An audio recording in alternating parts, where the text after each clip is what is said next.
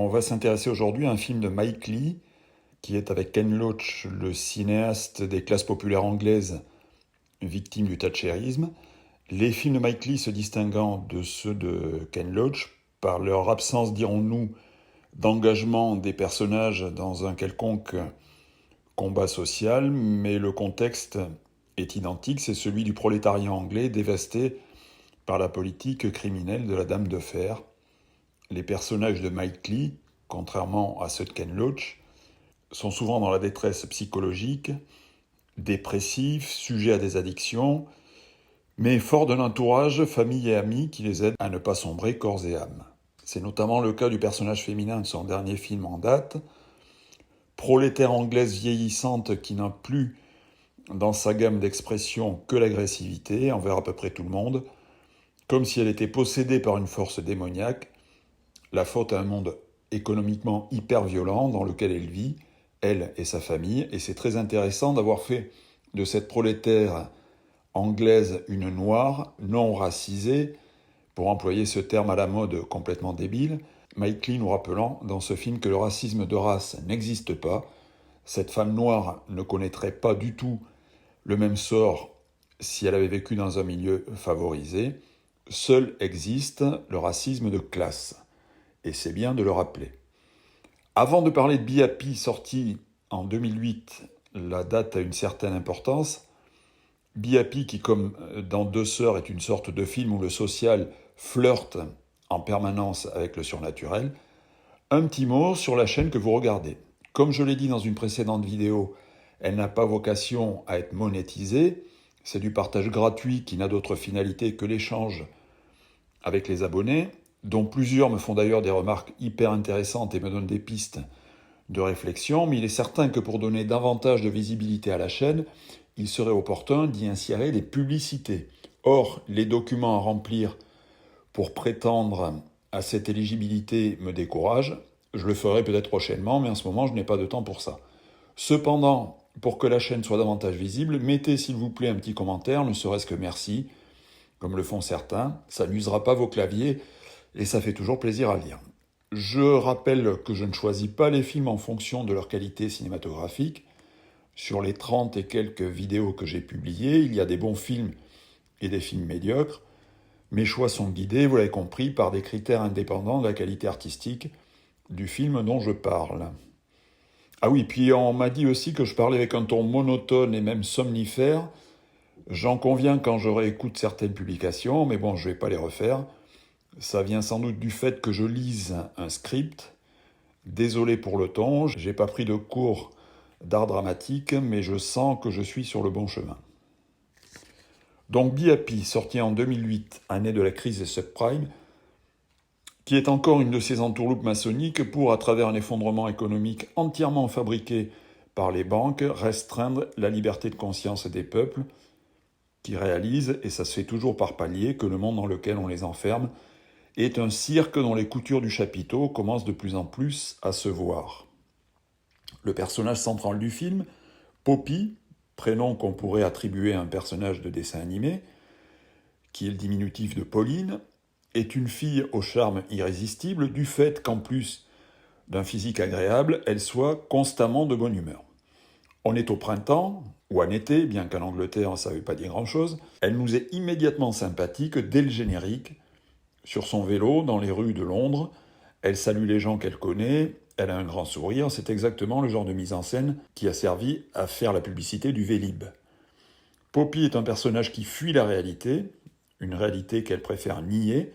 D'ailleurs, le premier livre sur lequel elle tombe dans la librairie où elle entre au début du film est un ouvrage de Roger Penrose, le mathématicien anglais, auteur des routes qui mènent à la réalité. Elle repousse le livre en disant qu'elle n'a aucune envie d'y aller, dans cette réalité.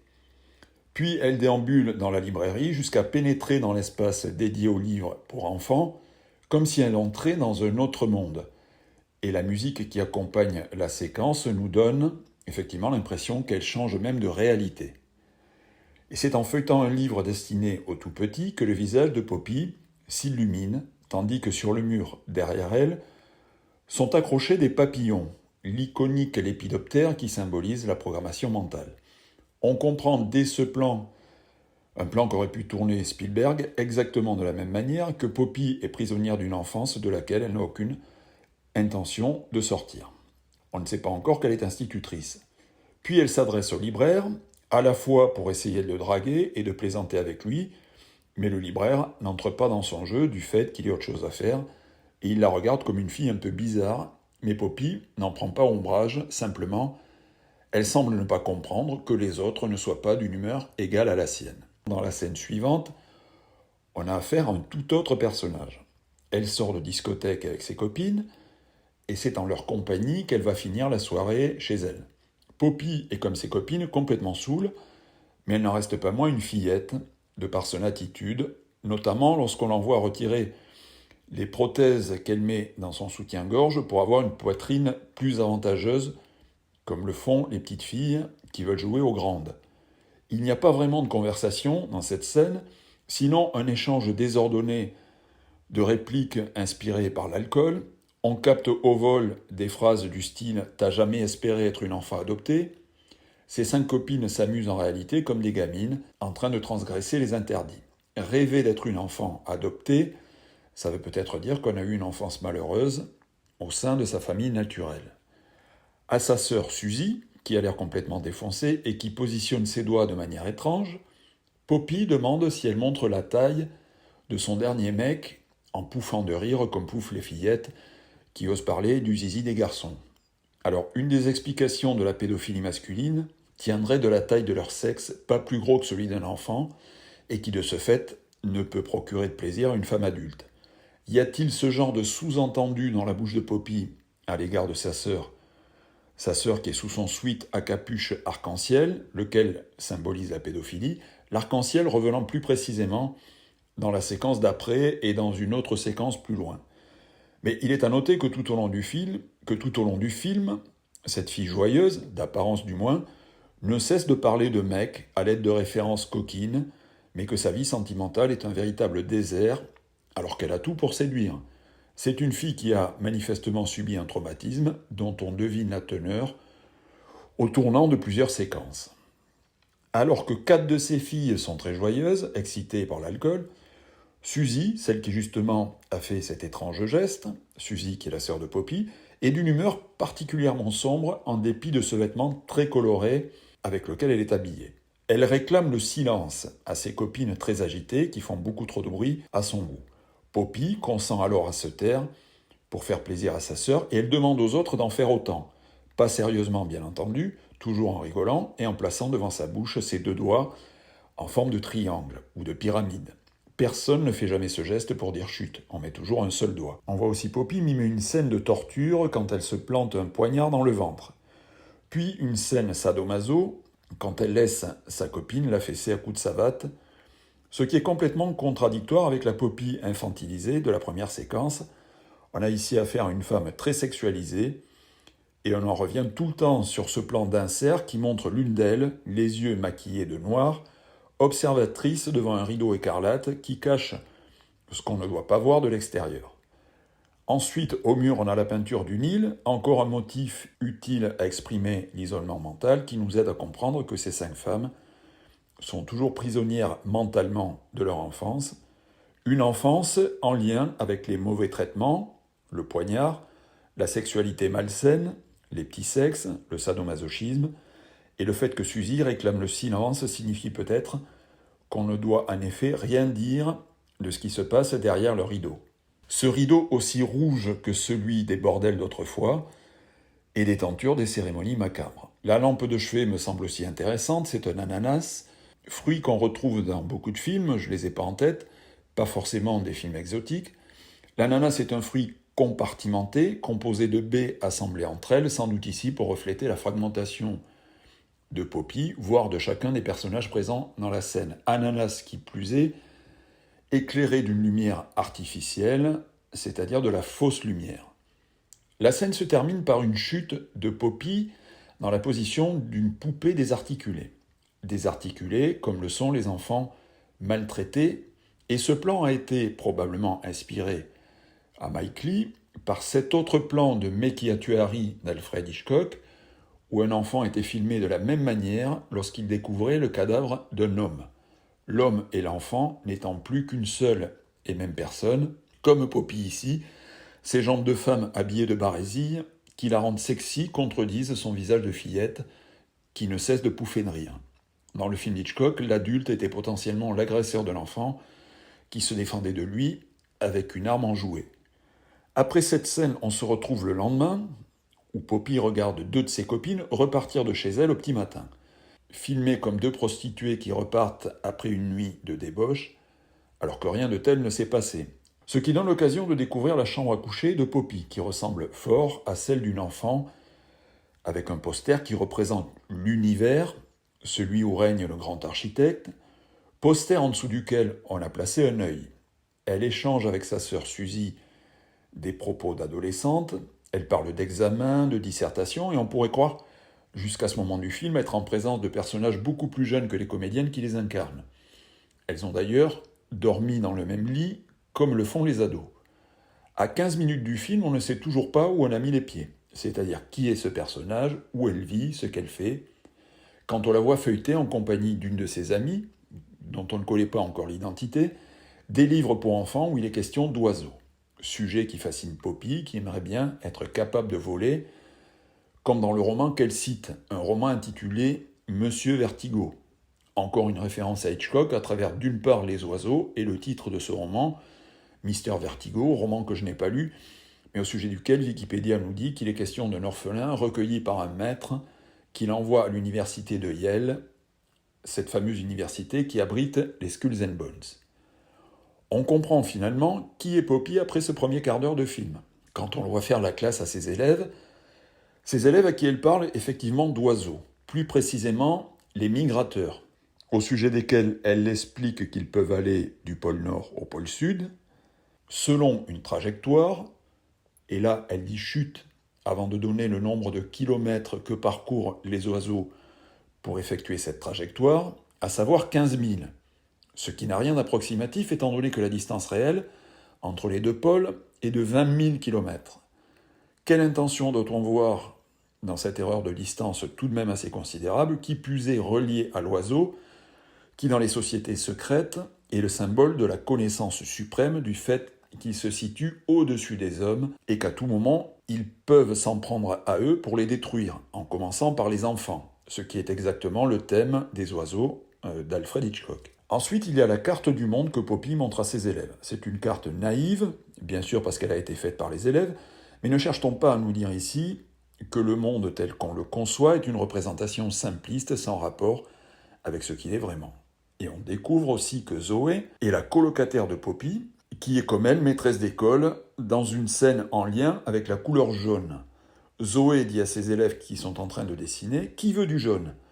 Et on est dans une classe où domine le jaune, près d'une pyramide entourée de points d'interrogation, pyramide qui annonce celle dont parle tout le temps le moniteur d'auto-école qui va bientôt entrer en scène. Précédemment, on a vu Zoé, donc cette colocataire de Poppy, qui est comme elle institutrice, venir à l'école au volant d'une Fiat Panda jaune, tandis que la main courante du transport en commun qui véhiculait Poppy était jaune, comme la grille d'entrée de l'école. Le jaune, c'est la limite à ne pas franchir, la ligne jaune, celle qui limite ce qu'il est permis de savoir. Au-delà, c'est le secret, connu, de ceux qui sont au sommet de la pyramide. Puis Zoé, en train de donner son cours de dessin, dit à ses élèves de penser aux plumes des perroquets pour organiser les couleurs sur leurs feuilles. Revoyez la vidéo sur Masque de Claude Chabrol où j'explique ce que signifie le perroquet. Pour résumer la situation, Poppy et Zoé sont deux institutrices qui tentent d'éveiller la conscience de leurs élèves sur la réalité du monde dans lequel ils vivent. Dans une autre scène entre Poppy et une collègue institutrice noire que Mike Leigh refuse là aussi de raciser, ce terme idiot pondu par les loges, puisque le personnage porte un crucifix en pendentif. Dans cette scène, il est de nouveau question de maltraitance infantile.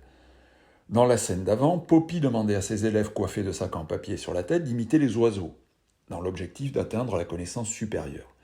Et la collègue en question lui demande si ce n'est pas dangereux de leur mettre un sac sur la tête. Poppy répond que c'est son objectif de les asphyxier. Naturellement, pour dire qu'elle veut faire exactement le contraire que les asphyxier, mais bien évidemment, les asphyxier veut dire les empêcher de savoir plus que ce qu'il est permis de leur enseigner.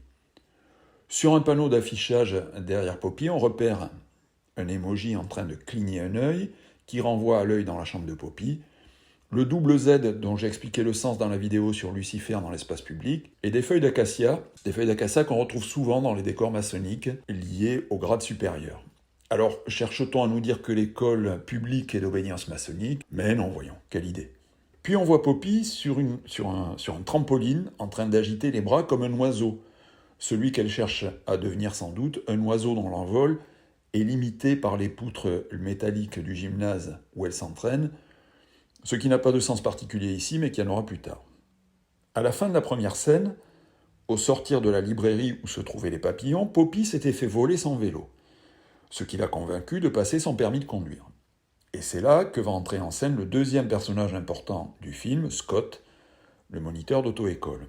Il est le double de Poppy dans le sens où il a du monde de la même conscience qu'elle, sauf que cette conscience, il la manifeste très différemment. C'est un personnage acariâtre qui, comme le libraire du début du film, reste imperméable à la bonne humeur de Poppy. Apprendre à conduire est pour elle une manière d'entrer dans le monde des adultes, mais à sa manière de ne pas prendre au sérieux ce que lui explique son moniteur, il est évident qu'elle aura du mal à y parvenir. Lorsque Scott, pour qui la vie semble être une vraie tragédie, lui explique que les 3 rétroviseurs de la voiture forment un triangle d'or, précisément une pyramide au sommet de laquelle se trouve l'œil qui voit tout. Poppy est parfaitement au courant de cette symbolique et lui dit que si c'est l'œil de Lucifer, elle refuse de regarder dedans. Par ailleurs, depuis le début de la leçon, elle ne cesse derrière son attitude de fille excitée de faire des allusions sexuelles. On pourrait croire qu'elle se moque du mysticisme de Scott, mais on verra plus tard que non. Elle a la même conscience que lui de l'emprise de Lucifer sur le monde, mais sa manière de le combattre est d'en rire, le diable ayant horreur de la bonne humeur. Ensuite, on a une séquence de transition, où de nouveau, Poppy sur un trampoline essaye de s'envoler comme un oiseau, mais cette fois avec un arrière-plan jaune qui l'empêche d'aller plus haut qu'elle le voudrait.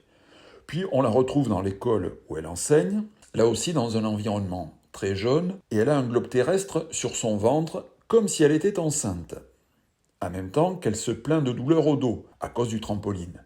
La maternité, synonyme de douleur, me fait penser autant à Rosemary's Baby qu'à 2001, l'Odyssée de l'espace. Qui plus est, cette maternité, symbolisée par un globe terrestre, intervient après que Poppy ait parlé, avec Scott, le moniteur d'auto-école, de Lucifer, maître de ce monde. Revoyez mes vidéos sur Kubrick et Polanski pour comprendre le lien que je fais ici. J'avais pensé intuitivement à Rosemary's Baby avant cette évocation de la maternité, quand j'ai vu le pendentif de Poppy qui me faisait penser à celui de Rosemary. D'ailleurs, avant de revoir le film pour faire la vidéo, dans mon souvenir, le personnage ne s'appelait pas Poppy, mais Rosie. Alors s'il y a un lien, même si vous pouvez trouver ça acrobatique de ma part, un lien comme dans 2001, l'Odyssée de l'espace, avec le fils de Satan qui prend possession du monde, on était en 1968 en pleine révolte populaire, ce même enfant du diable reprenait du service 40 ans plus tard, au moment où les peuples se mettaient de nouveau en colère, et où Mike Leigh tournait son film. Deuxième leçon de conduite avec Scott, à qui Poppy avait demandé en rigolant lors de la première leçon s'il était sataniste, et qui lui avait répondu qu'il était le contraire de ça.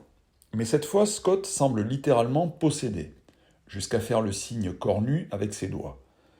Et Poppy, en sortant de sa voiture, se cambre comme le font les femmes enceintes quand elles passent de la position assise à la position debout. Donc elle prend pour la première fois le volant, et on voit se refléter dans les 2 rétroviseurs intérieurs, c'est-à-dire l'œil, qui voit tout au sommet de la pyramide selon la vision de Scott, les visages de Scott, le moniteur, ainsi que celui de Poppy, son élève.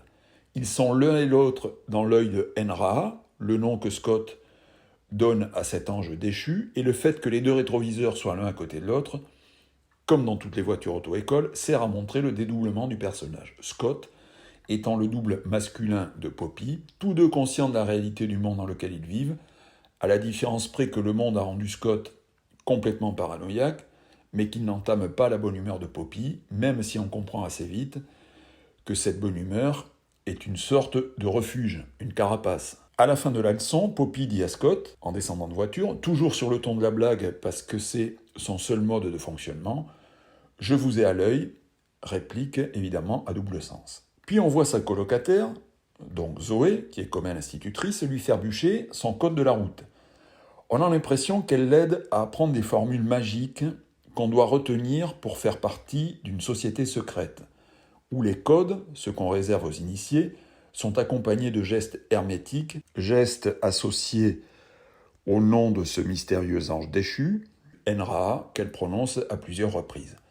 Alors j'ai regardé s'il existe un ange déchu ainsi nommé, mais il semblerait qu'il ait été inventé pour le film. Dans la scène suivante, Poppy va assister à une autre leçon, mais cette fois dans un tout autre domaine, puisqu'elle décide d'aller apprendre le flamenco. C'est pas un choix hasardeux, elle va pas apprendre une quelconque danse de salon, mais précisément le flamenco, où les symboles lucifériens, noirs, rouges, ainsi que les cornes font partie intégrante du folklore.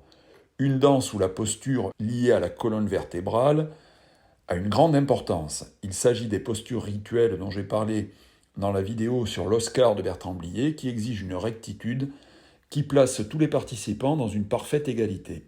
Par ailleurs, on voit que les autres participants au cours sont déjà initiés puisqu'ils portent tous une tenue noire ou rouge. Seule Poppy est habillée dans une tenue on ne peut plus inadéquate. Leur professeur leur demande aussi de lever les coudes comme Pinocchio attachés à des ficelles, c'est-à-dire de se comporter comme des marionnettes, autrement dit comme des personnages sous emprise. C'est une danse qui prend littéralement possession de ceux qui la pratiquent. L'histoire du flamenco nous dit d'ailleurs que cette danse trouve ses racines dans l'histoire d'un peuple martyrisé, les gitans andalous, sous la domination islamique au XVe siècle. C'est donc une danse et un chant, ou plus précisément une complainte, liés à la douleur, à la torture et à la mort. Quoi qu'il en soit, la professeure de flamenco leur enseigne toute une gestuelle qui relève de l'initiation, comme dans la scène précédente, quand elle révisait son code de la route. Ensuite, Poppy se trouve dans un pub, où elle prend un verre avec son ami. Au cours de cette scène, elle nous apprend avoir été une maîtresse d'école globe-trotter, toutefois uniquement dans des pays sous-développés, où enfance est synonyme de souffrance. Et parmi ces pays, elle cite la Thaïlande, où les enfants, en plus de la pauvreté, sont soumis à la prostitution. Il est sous-entendu ici que la souffrance infantile est bien entendu universelle, puisque Poppy ne va pas tarder à l'identifier au sein de sa propre école. À sa troisième leçon de conduite que Poppy refuse toujours de prendre au sérieux, alors que pour Scott, conduire est un défi permanent contre les agressions du monde extérieur, il lui explique les principes de la pyramide, avec ceux qui vivent à la base sans rien connaître de ce qui se passe au-dessus, le sommet dominé par l'œil, autant qu'il va lui faire part de sa vision pessimiste du système éducatif utile à conformer les esprits des enfants à Enraa, l'ange qui, d'après lui, a été déchu juste avant Lucifer. Et après que Poppy découvre qu'effectivement un de ses élèves est victime de violences au sein de sa famille, peut-être de viol, le film évolue aux frontières du fantastique. Tout de suite après avoir parlé à son élève dont le comportement n'est pas normal, on la voit d'abord déambuler dans une sorte de labyrinthe naturel au milieu duquel elle s'arrête, comme pour retrouver un endroit où elle serait déjà venue. Là, on sort complètement de la narration du film par une digression dont on se demande où elle nous mène. S'agit-il d'une référence au labyrinthe de Shining, où Jack, père incestueux et dissocié, poursuivait son fils pour l'agresser? On y pense en tout cas. Poppy a-t-elle vécu quelque chose d'équivalent dans son enfance, ce qui l'aurait poussé naturellement à devenir institutrice dans les milieux les plus défavorisés de la planète? Ce labyrinthe, ou en tout cas ce qu'il en reste, la conduit vers un entrepôt désaffecté, et le fait qu'elle y arrive de nuit nous laisse entendre que ce n'est pas un endroit sur lequel on tombe par hasard. On y va parce qu'on sait où il se trouve. Le symbole du triangle qui obsède Scott, le moniteur d'auto-école, y est présent partout, avec l'œil d'Enraa illuminé en son centre. On ne sait pas ce que Poppy est venue faire ici, peut-être retrouver un lieu où elle est venue enfant, mais elle y découvre un marginal crasseux qui a complètement perdu la raison. Ce n'est pas précisément un SDF, bien qu'il ait né tous les aspects, puisque quand Poppy lui demande où il compte dormir, il lui répond « dans mon lit ». Ce serait plus précisément un homme qui ne se remet pas d'un traumatisme qu'il aurait subi. Il ne s'exprime que par des phrases incomplètes, qui n'ont pas de sens, puis tout à coup il prend peur. Il va se cacher de celui qu'il nomme Monsieur Folichon, nom qu'il prononce après avoir fait chute, comme le faisait Poppy lorsqu'elle parlait de la distance entre les deux pôles de la Terre. Monsieur Folichon, c'est évidemment Baphomet. Cependant, ce personnage, a priori inquiétant, Poppy le suit sans se méfier, en lui précisant toutefois que sa maman lui a appris à ne pas suivre n'importe qui. Elle a dans toute cette séquence l'attitude d'une petite fille qui prétend elle aussi voir l'homme au faux-nichon dans cet entrepôt sordide où, on peut l'imaginer, on l'a peut-être conduite quand elle était enfant. Les faux-nichons nous rattachent évidemment à ce que Poppy enlève dans une des premières scènes du film, peut-être en effet pour nous dire qu'elle a un lien avec cet homme au faux-nichon dont il est question ici. Quant à ce personnage, pas du tout fou, mais bel et bien traumatisé, parce qu'il a vu l'homme au faux-nichon, il finit par dire à Poppy « Vous savez ?» et elle lui répond « Oui, je sais ». Tous les deux savent qui est l'homme au faux-nichon et ils savent ce qu'il est capable de faire. La présence en plusieurs exemplaires du triangle avec l'œil lumineux au sommet donne désormais un sens à la contre-plongée qui montrait Poppy sur son trampoline, la charpente métallique l'empêchant en effet d'aller plus haut qu'elle le voudrait. Et quand elle marche dans la rue, après être ressortie de cet entrepôt, pour rentrer chez elle, elle apparaît de derrière une publicité qui promet un repas méchant et piquant, illustré par des flammes.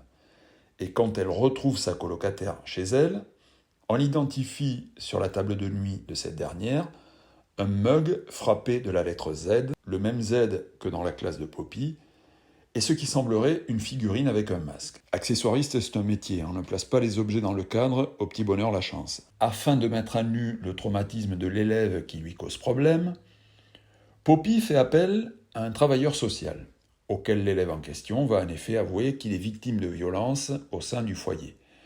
Il dit que son beau-père le frappe, mais c'est presque toujours le vocabulaire employé par les enfants violés qui ne savent pas mettre des mots sur une agression sexuelle. Ils préfèrent dire « il me frappe » que dire « il me viole ».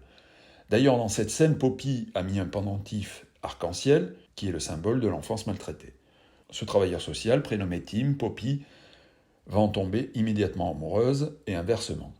Et au cours d'une nouvelle leçon avec Scott, qui pense toujours que Poppy n'a aucune conscience de rien, alors qu'elle est aussi consciente que lui, mais qu'elle refuse, comme lui, de vivre dans la paranoïa, elle cherche à percer ce qu'il y a d'humain et de personnel derrière ce personnage de moniteur d'auto-école complètement parano. Elle entrevoit que Scott a eu lui aussi une enfance difficile. Alors on peut se demander si Mike Leigh ne se sert pas de ce personnage que bien des spectateurs prendront pour un délirant complotiste, comme son porte-parole, autant que celui de Poppy, quand il tient des propos sur le multiculturalisme utile selon lui à anéantir la volonté collective, quand il parle de la symbolique du 666, du monde sous l'emprise des anges déchus, etc. Et si le marginal dans l'entrepôt qui connaît l'existence de l'homme au faux-nichon n'est pas un autre double de Poppy, en même temps que de Mike Leigh. Arrive le moment où Poppy va rendre visite à sa famille, dans la voiture de sa colocataire, Zoé, la Fiat Panda jaune. Le panda, c'est l'animal noir et blanc. Ce voyage est montré comme une régression vers l'enfance du fait que la voiture passe notamment à proximité d'un parc d'attractions. Poppy, quand elle arrive chez sa sœur et son beau-frère, sort de la voiture en courant comme une enfant, et elle s'empresse d'aller offrir à sa sœur, qui se prénomme Hélène, et qui est enceinte, un bouquet de fleurs jaunes, comme pour l'avertir que certaines choses ne devront pas être dites au cours de cette réunion de famille. Et en effet, on parle de choses tout à fait superficielles, la déco de la maison, les fleurs du jardin, etc. Toutefois, un bref échange au sujet des parents des trois sœurs nous apprend que Suzy, sœur cadette de Poppy, souhaite que sa mère meure au plus vite.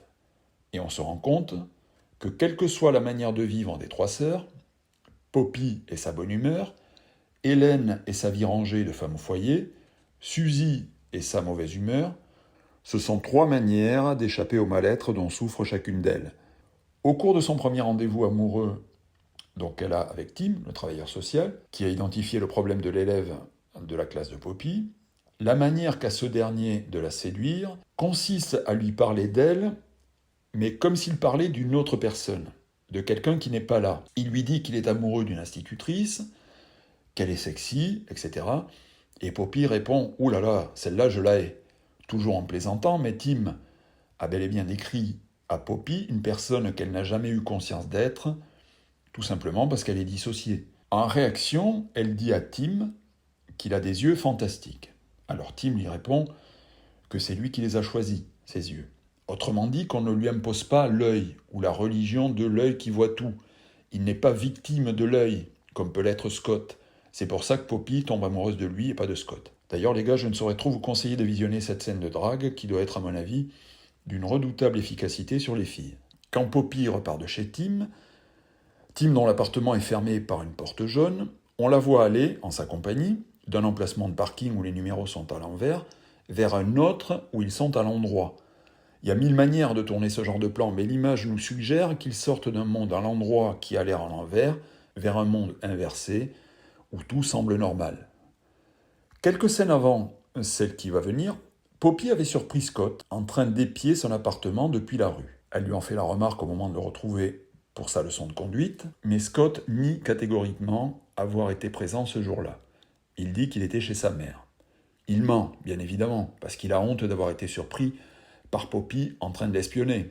Mais ne suggère-t-on pas ici que Scott soit lui aussi un personnage dédoublé? Car en effet, au cours de cette scène qui va conclure la relation entre Poppy et Scott et qui va conclure le film, Scott devient littéralement fou d'avoir découvert que Poppy avait rencontré un autre homme, en l'occurrence Tim. Il lui reproche en fait de s'être comporté à son égard comme une allumeuse. Mais rappelons que le côté allumeuse de Poppy est intrinsèquement lié à sa personnalité de petite fille. Et c'est de cette petite fille-là dont Scott est tombé amoureux.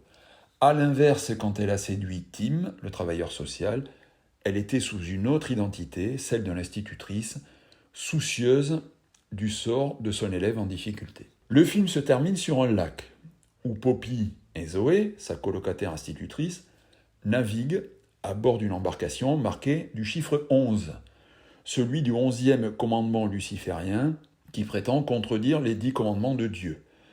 Et les deux filles guident, bien que maladroitement parce qu'elles ne savent pas bien ramer, guident cette embarcation en dessous de laquelle se trouvent les profondeurs du monde mystérieux dont elles ne connaissent que la surface. Les deux institutrices conduisent l'embarcation de Lucifer à défaut de se laisser conduire par elle. To be happy, être heureux, est sans doute le meilleur moyen de faire courber les chines à l'homme au faux nichon, semble nous dire ce film.